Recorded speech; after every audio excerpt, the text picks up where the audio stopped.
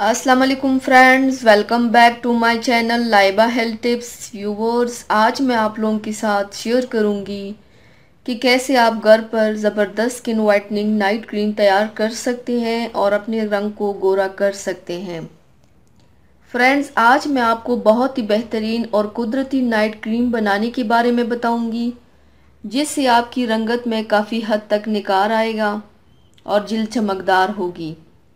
तो चलिए शुरू करते हैं, पर इसके पहले प्लीज़ मेरे चैनल को सब्सक्राइब कर लीजिए और बेल आइकन को दबाइए एवरी लेटेस्ट ब्यूटी अपडेट को सबसे पहले पाने के लिए।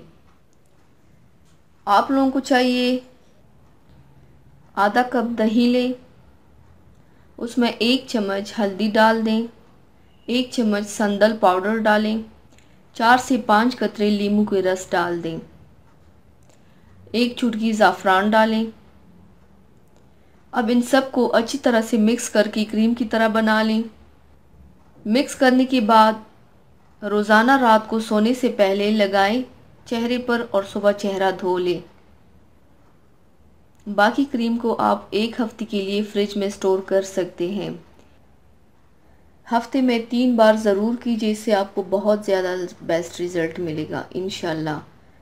तो व्यूवर्स, थैंक्स फॉर वॉचिंग। मेरी वीडियो को लाइक और शेयर ज़रूर कीजिएगा। मिलते हैं एक और नई वीडियो में, तब तक के लिए अल्लाह हाफिज़।